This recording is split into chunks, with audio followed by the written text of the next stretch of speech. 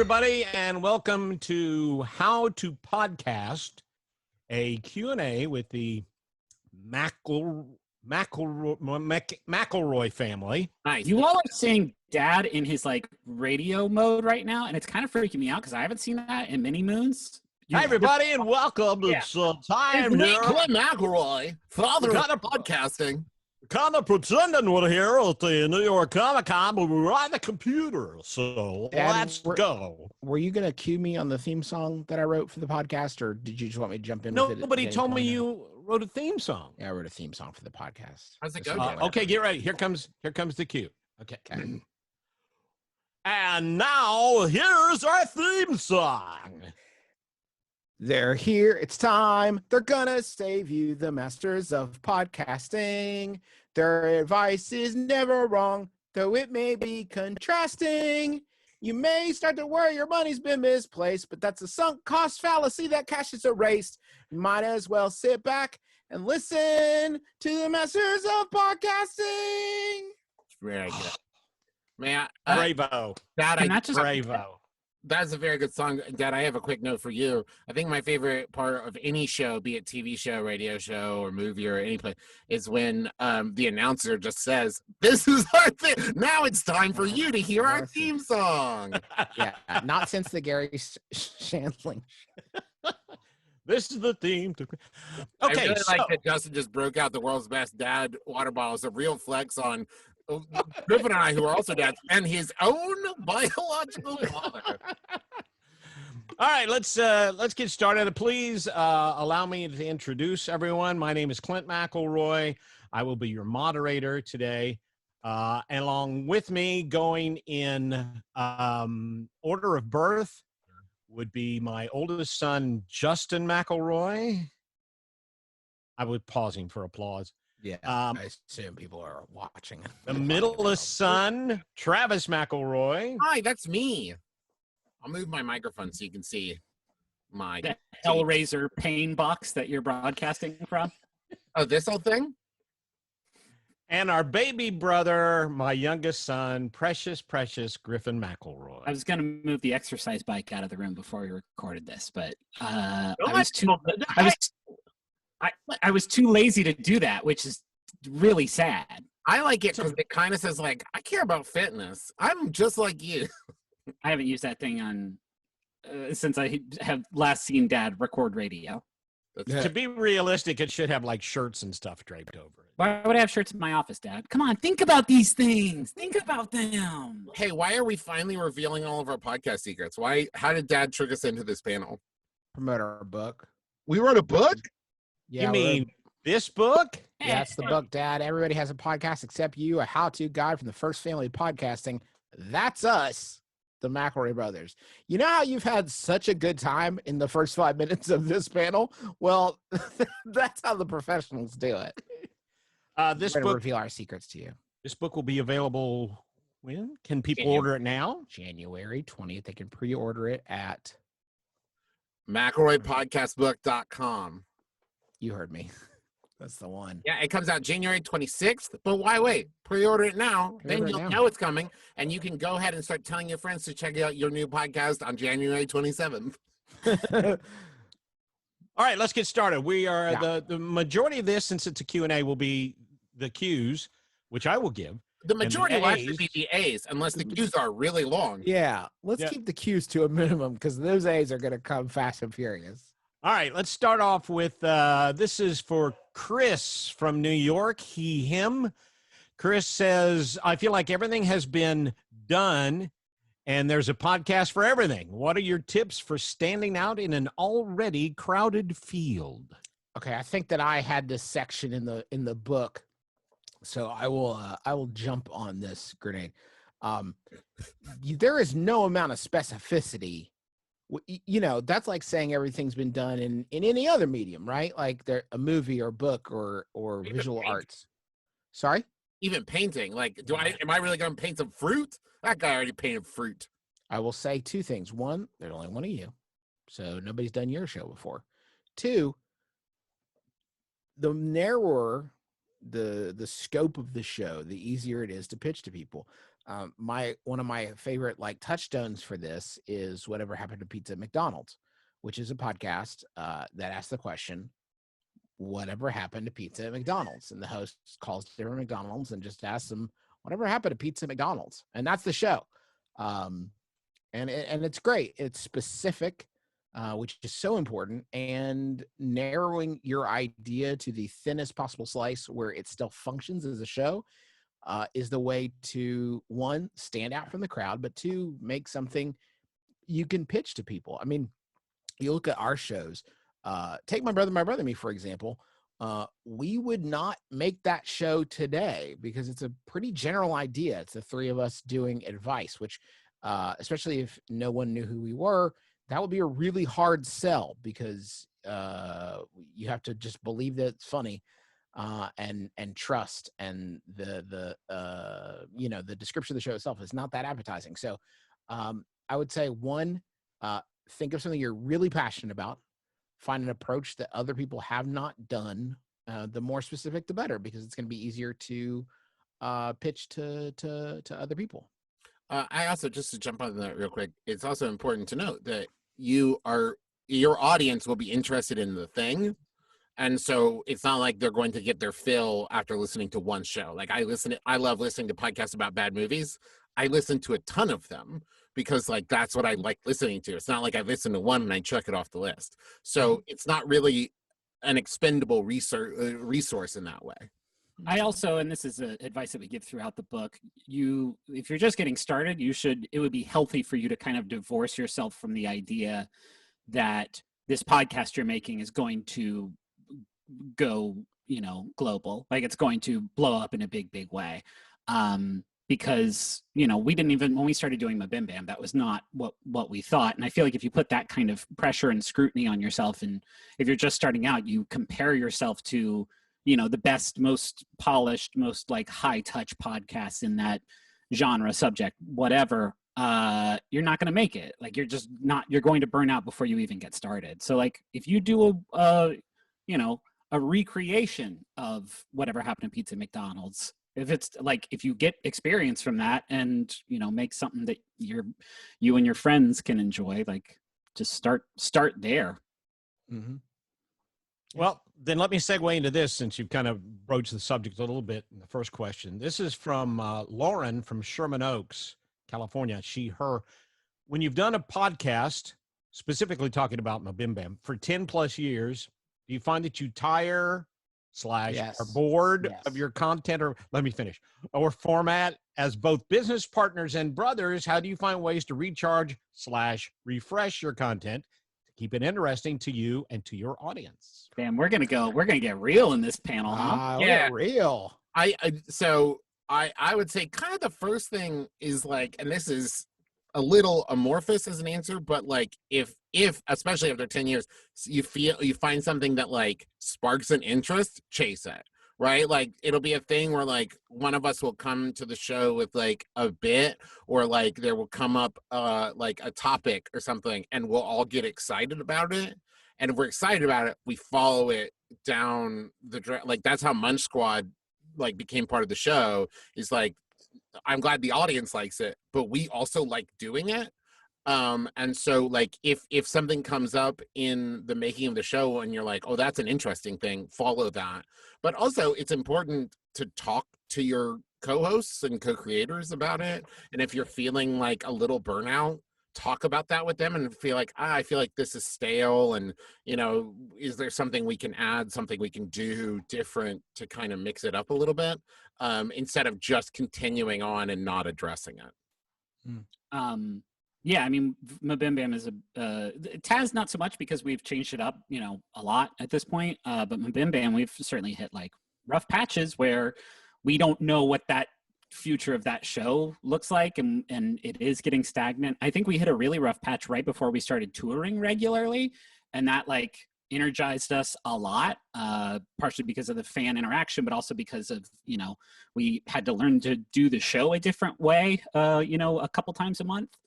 But you also can't think of it as just like this thing that your body just sort of produces automatically. Like it's also about like where you're at like what season of your life you're in, because when we first had kids, doing Mabim Bam seemed like a nightmare. But now, like, as rough as everything is right now, like, I really look forward to recording Mabim Bam, and I feel like the energy that the show has, or at least that I bring to it, is different because of that human element. So don't discount that. Okay.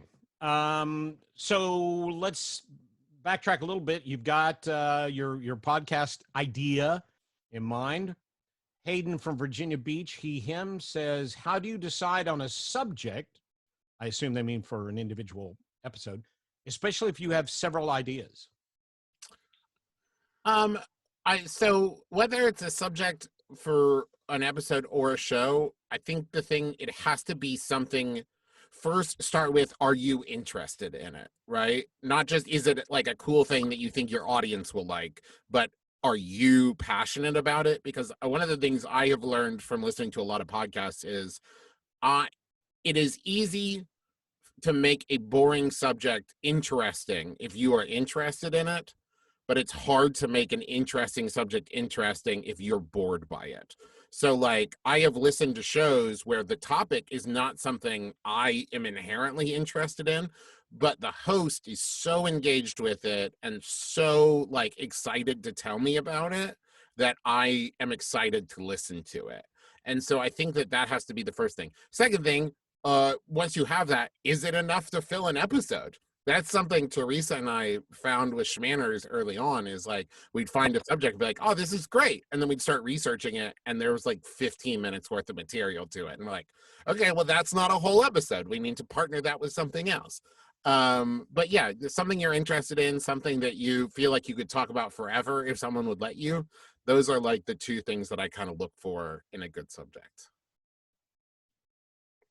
Okay, let's move on then. From Jolie from Michigan, her says, how do I pitch to my friends that we should totally start a podcast together? Do they listen to podcasts? Because that would be an important first step. I think the important first step is them knowing what a podcast is. And you can do it the way that we tell our not tech savvy relatives, that it's like a radio show that you download on your telephone. Is typically the way that we get that across. And once they're there, then you can ask them to do a podcast with you. It's really that easy. And don't make a big production out of it. I think that was a thing. So I have given birth to and murdered more podcasts than I care to name. And early days, like I was like, oh, this, and we're like, figure it out, and we had to have it all figured out before we start, and gotta be perfect. But like, if you have fun talking with your friends about this subject, just sit down and record. And it might be that it was just like a fun way to spend an afternoon, right? And it might also be like, well, that was not good at all. I thought that would be interesting, and it wasn't. That's actually not what we say to do in the book, Travis, but I love your enthusiasm. I love the energy you're bringing. What do we say? Yeah, just turn on the mic. That's what the book says. Turn on the mics and give it a fucking shot. Yeah, it should come organically. Like, if you enjoy having the conversations, I think that's the number one, 100%. Like, you have to enjoy talking to the other person. You can't. There's no fix for that. I love talking to Travis and Griffin. It's probably why we've continued to do Mabim Bam as much as often as we have, because like, we just enjoy it. It's a good opportunity to talk to each other. So that is how I would.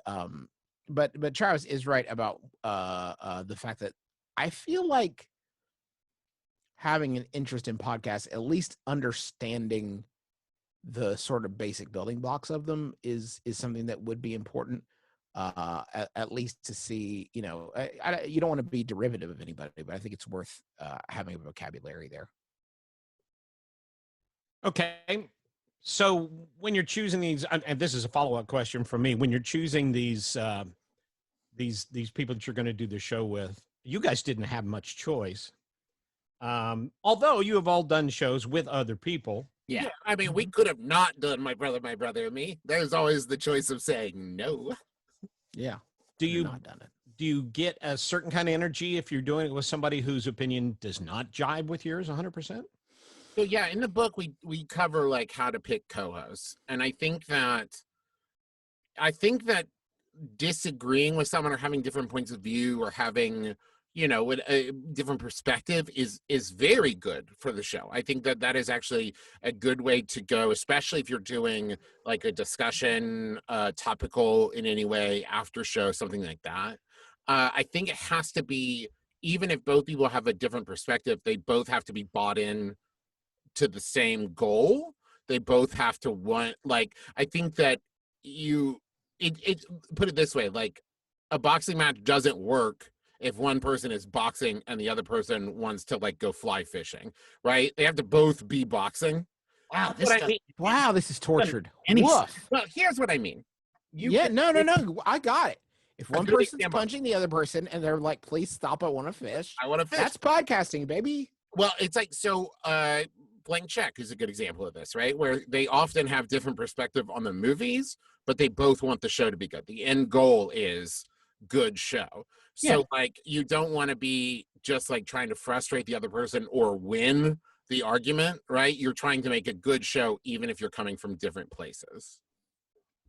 Was that clearer than the punching fishing thing? Anything would be clear. You could just say you just like, even if you disagree with your co-host, you really. Well, do when I started the thing, it was right. going to be if one person is boxing and the other person is doing like karate, and then I realized that's mixed martial arts, and like that's very popular and works very well. There's probably a question about like, should you start talking before you know that you have something worthwhile to say? And the answer is yes. Of course, you should Always. just open that mouth and let her fly. All right, let's move on to your favorite. All three of you love this whole aspect of podcasting, the technical side of things. Carrie Thompson. Where do I get my scary ideas? I got a question. I got a scary ideas coming up. Okay. Carrie Thompson from Aurora, Colorado. She, her, they, them. What do you recommend software, hardware-wise, for beginner podcasters? Ableton. Yeah. Go ahead. Get Ableton, or not Ableton, Audacity. Ableton is music software that I have open in another tab, and so it was on the front of mine. Audacity, it is free, it is open source, it is easy to use, and I still use it after 10 years to edit my brother and me. And as far as like buying equipment goes, don't make like a huge investment right out the gate. Like there are microphones that are like $400, $500 and up.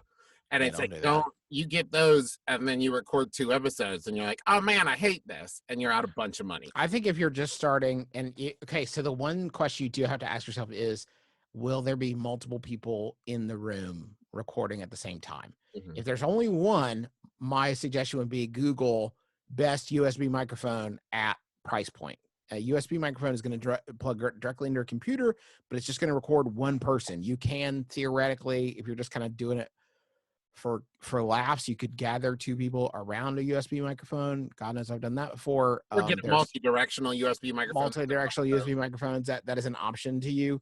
And that is a good option if you're going to have 2 people in a room. And like, I think that it gets a little bit tougher, because I think at that point you have to start thinking about soundboards and stuff like that. Even with the multi-directional mic, you can see on this video about, this is about the standard, like 1 fist away from the microphone, and that's tough to do with 2 people at an omnidirectional or multi-directional. So that would be just find the best USB microphone you can for one person.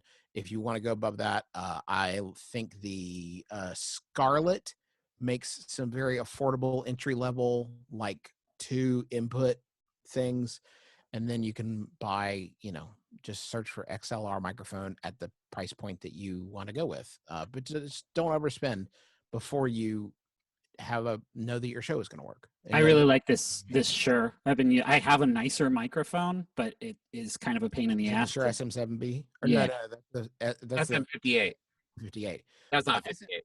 SM58 is it's the workhorse. It's the workhorse. It's what almost all the venues that we go to use that microphone. And it costs $100. And it is choice. You can also get an adapter for that one. Hell too. What? It's durable. The SM58. Oh yeah, you can throw it down flight of stairs. Don't. But you could. Don't do that. Your old radio dad is so proud. Are you all three using the same? Are you all three using the CAD E100S? Yes. Yes. Okay. But that is. Yep. It's actually it's a good. I like using the CAD. Are you using the Shure for recording? I am. Wow. Boy. We'll See, talk I don't about know. this See, that's a offline. good. That's a good. This microphone costs about 3 times Griffin, and I can't tell the difference. So hey, there's a lot more important things. If you made a list of the most important things about podcasting, how much you spend on your microphones is much lower on that list than you would think. If you want to, okay, I'm a huge nerd about this kind of thing, and what I like doing is going YouTube. There you can find all kinds of microphone comparisons where people just like sit down with like 8 different mics and talk into it. And the thing that you learn is there is no best mic. It has to do with like mic matched with person's vocal quality and like the show they're making, the space they're recording in. There's all kinds of different factors. It's not just like, well, the most expensive mic is the best. Yeah. Well, let me ask you another technical question then.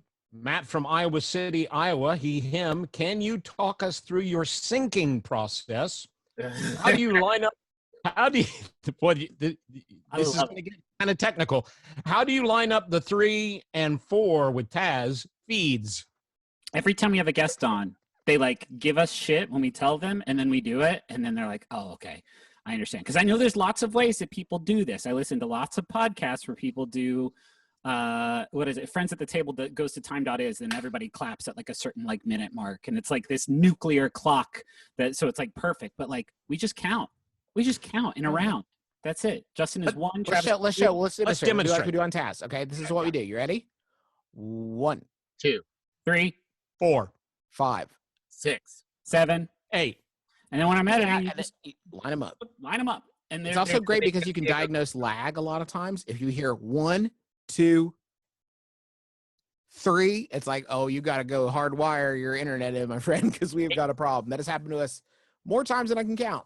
it is also easy to redo if like somebody's recording stops and you have to start again. You can just like do it real quick and keep going. You can see it, and it makes it, I think it works great because conversationally you get the rhythm better than just like timing it and clapping. You can get like, well, that sounds right, the timing is right. And on like a more micro scale, like everybody's working with different like internet connections, and by doing it with that count, when you line it up, if you line it up evenly enough, like you can kind of find like the median of that delay, like the median of that lag. And usually if you can get it to that point, it becomes imperceptible. Yeah, we do it that way, and it's I can't imagine doing it any other way. It's so easy and it works really well. Every then- other way is wrong.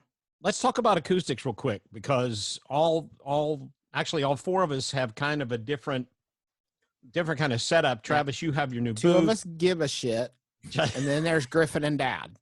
That's the That's- 2 different pathways. Let's talk about it. Hearkening back to the starting podcaster, the new beginner podcaster. What is there anything they can do? Anything they should keep in mind about acoustics?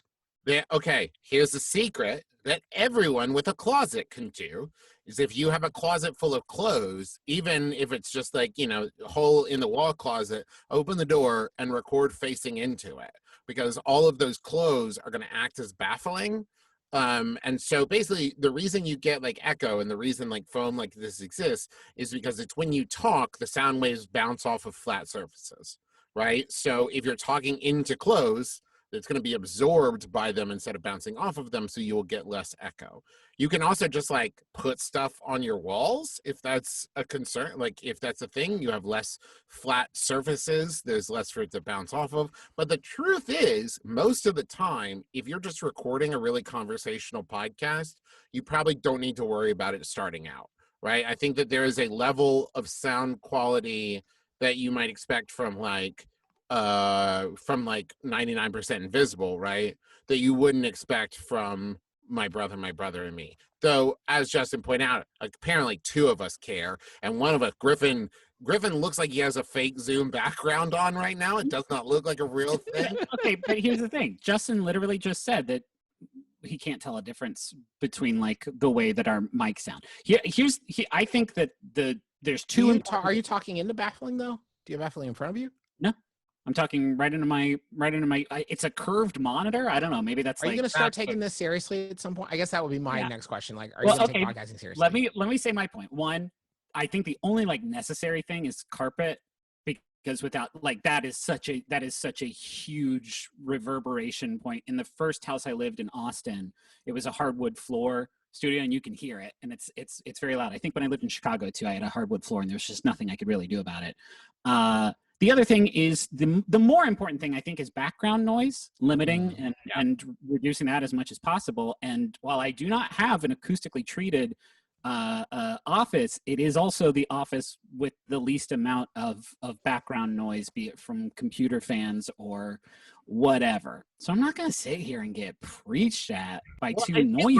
We're also professional voiceover artists now, Griffin. We're in Trolls World Tour. I'm just taking my voice career seriously. But also for some reason, and I have no idea why, but listeners consider air conditioning noise an unforgivable sin. Just can't have that going on in the background. I don't know why you can't have air conditioning. It bothers people so much. There's a middle ground between the not having acoustic considerations and Travis's Hellraiser Pain Box, which is a mud guard. It's like what, like $100? I don't know. Maybe even less. They're bad. Don't use them. Oh, okay. They're bad. Justin says, I don't think they're bad. In the book, we say they're bad. Don't use them. There's not a huge noticeable, but a pop filter is pop filter like this. Pop you see this guy? Yeah. Pop filter or Griffin's got on his, the windscreen. I just pointed at Griffin's like people could see where my hand, but windscreen, so that like when you have plosives and you're popping those P's, it doesn't create huge pops into the recording. That's a thing that really bothers people. But also this right here, this is like acoustic foam paneling that you can get like 20 squares of. You just tear that off the wall? No, it's just an extra piece I had that I hadn't put up. BB does like to tear it off the walls. I have to keep her out of my pain box so that she doesn't pull off my baffling. Okay, we got about 5 minutes. Let me get to this question. It's Z from Oregon, they, them. This is more of a question about your improv skills, but how do you guys always have some witty line to throw out or the ability to go off on a long scene together and have it land perfectly? Long story short, how do you always have something to say? That's flattering and not true. Yeah. I mean, one thing is editing. We don't often bomb, but when we do, we edit it out. We don't normally leave that in. It is also the benefit, I think, of having 3 people, because sometimes 4. It's sometimes okay. Thank you, Dad. Sometimes 4. When you have that many people, then if you don't have anything to add, you can hang back until you have a good thing to insert into the conversation. You can have an off ramp. But a lot of times, a big factor is knowing when the other person knows where they're going, and when the other person is talking in the hopes that someone is about to say something. And we can tell that amongst the 3 of us pretty well at this point. We've been doing this for a while. So I can tell, usually we can tell when someone's like charging towards something that they want to hit, or they're vamping until someone else, picks up a thread. And that is different from my brother and brother-in-law than Taz, because Taz, you have the framework of the story and the gameplay that's sort of like constantly prompting you. It's why we have the question format for Mabim Bam. Why it works so well is we talk about it and think about it in terms of vines, knowing when you are running out of steam on something, knowing that the next question is there, that's your next vine you're going to swing to. And so you know that that's there whenever you need to swing off. And knowing what that next vine is going to be gives you the room and the breathing room to sort of like play in the space of whatever it is you're doing. And then if you sense that you're running out of steam, or sense that it's running dry, then you bail, and you know where you're bailing to. I also, when we did our first live show in Chicago many, many years ago, 2012, I think, I was very, very nervous to do it. And Teresa gave me the advice of like, just try to make your brothers laugh. And like, so that's something like, I think still makes sense. Like if you, and they write about this in acting books better than I will say it, but like, don't try to like be funny or like be interesting or whatever. Just make someone else interested, make someone else laugh, make someone else like make it about the other person. So it gives you like a goal you're trying to do, gives you a focus outside of your own brain. And so that way, like you have something to think about rather than just thinking like, am I being funny? Is the thing I just said good? Was that like you'll get in your head way too much thinking like that. Also, I just take the limitless pill before every recording. Right. Also That's so important. Also, like smoke a bunch of pot before you go. Yeah, Yeah, It's dude. so funny, Very dude. high. Just blaze it. You're kidding, right? Of course, I've never touched a drug in my life. Okay, we got a couple of minutes here. Let me get to this last question. It's from Calvin Silver from Lexington, Kentucky. He, him, and I think if we just reshape this question, we've sort of addressed it a little bit, but it will come back. How did you know what would be successful in terms of podcast topics? But I think the important part of the question was there research or anything involved, or was there more of a throw spaghetti at the wall and see what sticks type thing? And I think if we look at it overall as the decisions we make in all these podcasts that we do, what do you guys think? How much of it is actually researching? How much of it is throwing spaghetti on the wall? I think it's so different for all the shows. Like, Bim Bam was very much like, this seems like a format that would work. I mean, it seemed like a format we could do. And the three of us, Griffin and I did video games, but Travis wasn't in that business. So, but we all did like to bloviate and tell people how to live their lives. So that is just the format that we went with. With Sawbones, that was a different case where Sydney and I iterated several times before we found a format that really worked for us. We did a couple of shows about TV and things like that, and kind of iterated on our own format until we found one that really worked. We did the exact same thing with Wonderful. It used to be a show about the Bachelor franchise, and then that was not fun anymore. So the Trolls was very much like, we just had the narrative idea before the podcast idea. Like the idea that we were going to do it and then document it was what kind of came hand in hand. So we just like did it that way. I think the best Taz was piloted. I mean, Taz was like, we did it and then saw that people really liked it. So we did more. I mean, so it's very different approaches for all those shows. I think the best research you can do is like listen to a bunch of podcasts you like. Like, I think that is kind of the best way to like educate yourself, because like you'll be learning format ideas and structure ideas and like that kind of stuff to like, oh, I like this thing from this show and I like this kind of feeling from this show. Even if you're not doing it intentionally, it will like give you those ideas. And other good research is to check out, there's a book called Everybody Has a Podcast Except You that we wrote that you can pre-order at McElroyPodcastBook.com. It's great research that'll teach you a lot about making a podcast that you're very proud of. Yeah, and we're going to be doing an audiobook version of it too. So even if you don't want to read with your eyeballs, which I don't want to, you can read with your earballs. gross. Yeah. Very gross. That's the worst. Dad, take us home. All right, well, that's going to do it.